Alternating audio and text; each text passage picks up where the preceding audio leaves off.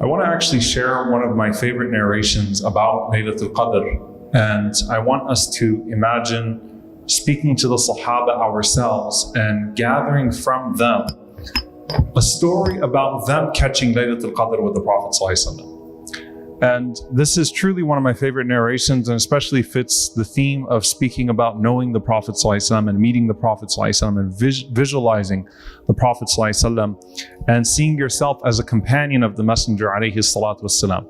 So the narration is in Al-Bukhari, and it's narrated in several different authentic ahadith about this same incident. But this one is my favorite because of the way that it starts off. It's narrated by Abu Salama ibn Abdul Rahman. Abu Salama ibn Abdul Rahman, rahimahullah ta'ala wa radiyallahu anhu, says that I asked Abu Sa'id al-Khudri, radiyallahu ta'ala anhu, can you come and walk with us so that we can speak to you and ask you some questions about the Prophet sallallahu alaihi wasallam. Now, why is this so beautiful? First and foremost, does anyone know who Abu Salama ibn Abdul Rahman is? Who do you think Abdul Rahman is? He's a tabi'i, Abu Salama ibn Abdul Rahman ibn, who's the most famous Abdul Rahman from the Sahaba? All right, now I'm making it too easy for you guys. Abdul Rahman ibn Auf, radiyallahu ta'ala anhu. So this is Abu Salama ibn Abdul Rahman ibn Auf. One of the 10 promised paradise, Abdul Rahman ibn Auf, radiyallahu ta'ala anhu.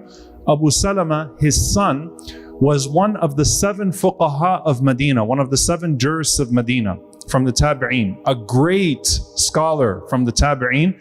And Abu Salama narrated from many of the Sahaba of the Prophet ﷺ, not just his father. So we often find that some of the Sahaba had children, and those children, of course, Tabi'een, would narrate from their parents, and then a limited circle. Abu Salama ibn Abdul Rahman went to multiple companions of the Prophet ﷺ and became actual students of the companions. So he goes to Abu Sa'id al-Khudri, radiyallahu ta'ala anhu, a noble companion of the Prophet ﷺ, and they are all noble, but one of the most elevated companions. And he said, can we walk and talk? So he and Abu Sa'id start to walk in a garden. And he asks Abu Sa'id al-Khudri, can you recall anything about Laylatul Qadr? Like, what can you share with us about Laylatul Qadr? So Abu Sa'id al-Khudri gives him this narration. He says that it was Ramadan, and we did i'tikaf with the Prophet ﷺ in the middle 10 days of the month. So it was not yet clear to them that Laylatul Qadr was in the last 10 nights.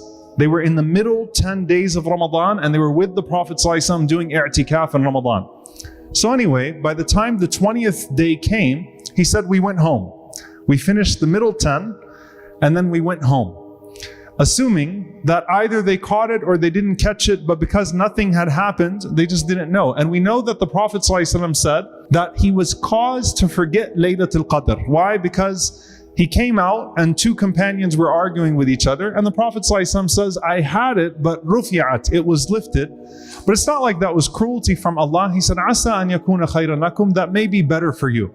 So he said, seek it out instead. And of course, we know seek it out in the last 10 nights. So back to the story. You came to the masjid of the Prophet ﷺ, you did i'tikaf with the Prophet ﷺ, his tent was pitched the middle 10 nights. Then he went home, and they all went home.